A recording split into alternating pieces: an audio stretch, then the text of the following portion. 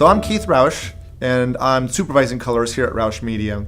And my journey to become a colorist started when I was a young kid, actually, when my brother-in-law was a fashion photographer working at the highest level in the still photography space.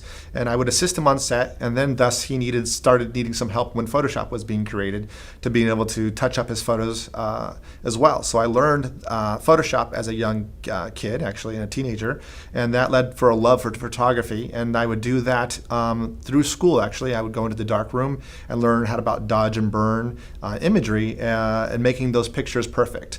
That led to just a love for photography and for finishing and doing storytelling for films.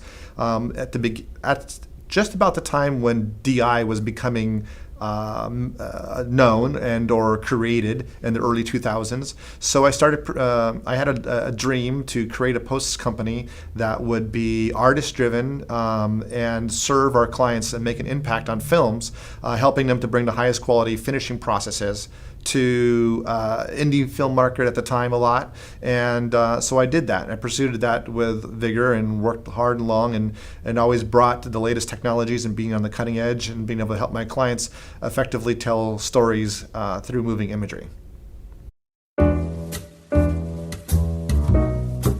So I've been utilizing a variety of color systems over the years. I've been a colorist for almost 20 years, and I've used a bunch of different systems. And most recently, when I decided to seriously look at Baselight, some of the key features or reasons why was one, super strong color management, super important. We were doing so much color management work on the back end and the engineering side of things in other systems that being able to kind of more easily control that for the variety of deliverables that we do, from theatrical to home video to HDR, Baselight just had that better than anybody else. And then also the horsepower too. We needed a system that would be able to handle the kinds of files that we were needing to work with. And then the other big reason was an artist tool set. It was first and foremost designed for colorists for finishing imagery and in a beautiful way, and that's core to what our business is. So we needed a tool set that had both the technical side as well as the artist side, because what we're doing is both art and So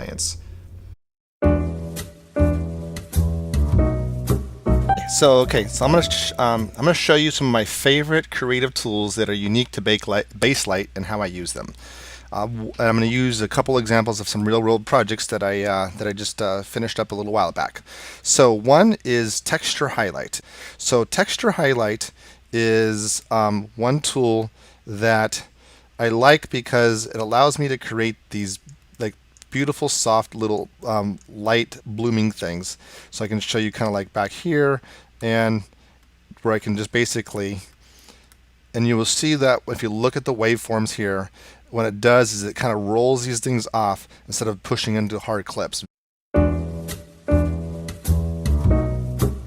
There are similarities between them as that process has definitely converged, but as the requirements, both creatively from the look to its delivery, can vary wildly. The color pipelines are different.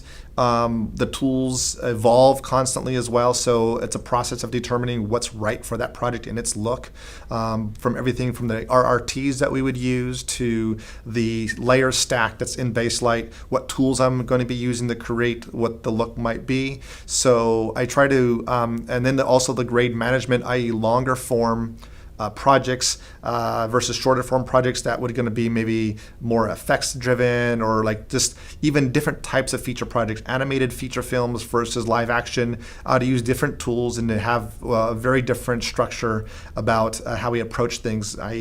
For example, we use a lot of mats on animated projects, so I might have 20 layers of mats that are controlling every different aspect and how they have to interact with each other. So it's very different on a project by project basis, and there's a little bit of time that you need to do to sit down and set up and kind of R&D that. And it's one of the first things I do about a project before I even sit down with a DP or a director and determine what we're going to do creatively. I kind of figure out what I think the best way to work for this particular project would be.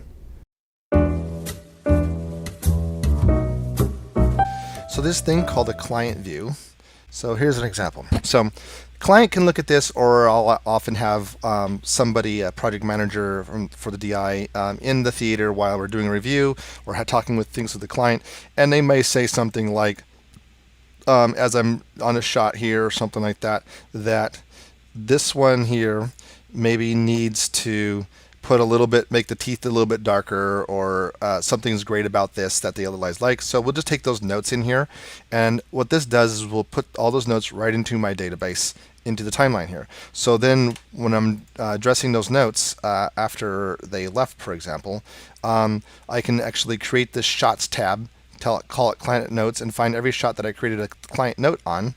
And then I can see what the client note was, and I can ultimately flag those as completed and done. It's a way of communicating and keeping everything tagged right in the system. I can actually make my own notes right here as well. I say done, and just track a little log of those kinds of things, and it's really kind of a handy way of keeping track of that stuff. We ultimately then can use some scripting to pull out all of those notes into a Google Docs sheet that's also shared and updated with about so that just helps the collaborative process. Honestly, they don't really know at first glance what system we're really utilizing, other than we're doing great work for them.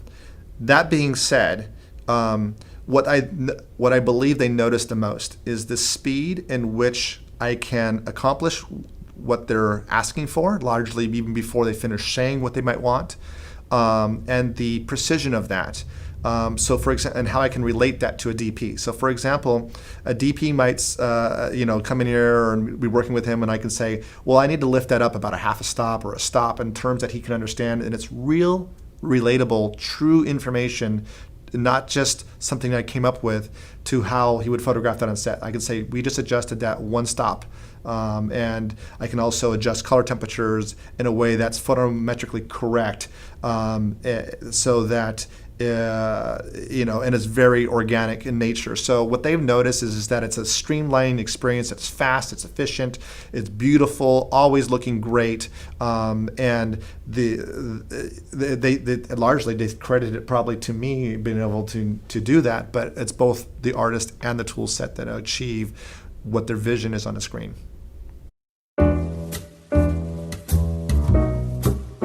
For this particular shot, here's a good use of that.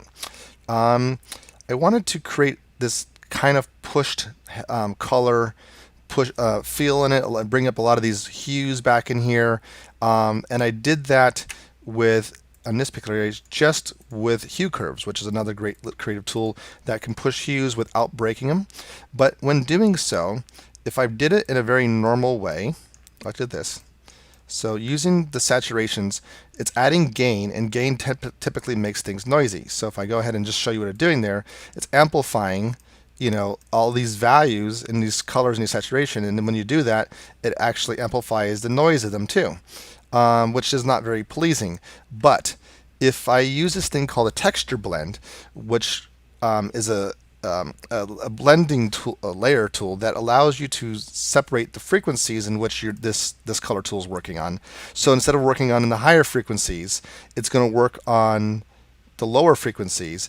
I can then push tools more, add more exposure or grain, or basically when I have something slightly underexposed, I can push it further and still keep it holding together.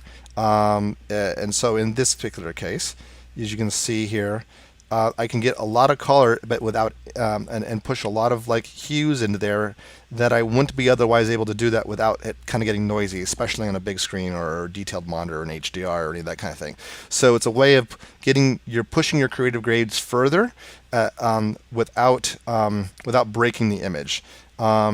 Another great tool as well is you'll see I created a layer called face texture here, and I wanted to get a little highlight onto the face. So you can see here, just putting a little bit extra light source there. That's mostly done with this nice little thing called boost boosts contrast, which creates a nice organic way of just giving you a little pop in the highlights here and a little contrast around it, and that feels very organic and natural, as opposed to just maybe adding only exposure or some gain or something like that. It just feels better. And so when this is, it feels like a natural little highlight hitting his face right there.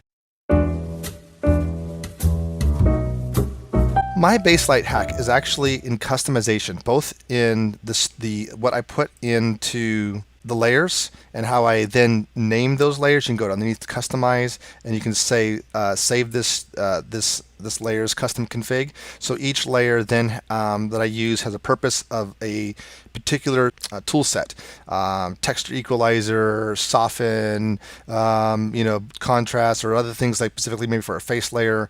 And ultimately, my look operators, or another look operator. Let's say if I'm going to use let's say another RRT look without an airy actual RRT in the project setup with the color management, then I could put that in there and I still have another look operator that I might use for a different purpose. One of the things I use, and I do animated film titles as well, would be to use this layers view, and I use it on a secondary screen, maybe along with a shots view to see these notes here about what needs to get done. And I can see that and the reason why I do this is because when I do animated films, I might have 20 layers with all coming from the EXR file that I need to see which layers are controlling what, and they're also named appropriately, and it's a nice way to be able to visually see my stack. What's happening in the industry is a big push towards remote and decentralized work. And it's massively changing our mindsets of producers and directors having to be present for every stage or a lot of that time, and or simply being able to collaborate in a way globally. So we're not geographically limited anymore, I think. I could be working out of another city and having my clients come into the office here in Burbank and review and watch a live session in the theater while I'm in a different theater in another part of the country, or I can have clients go to another, anywhere. So our ability to have to be in the exact same place physically with one another and a comfortability with that, I think is the biggest change moving forward. So I hope you like that. Enjoy it.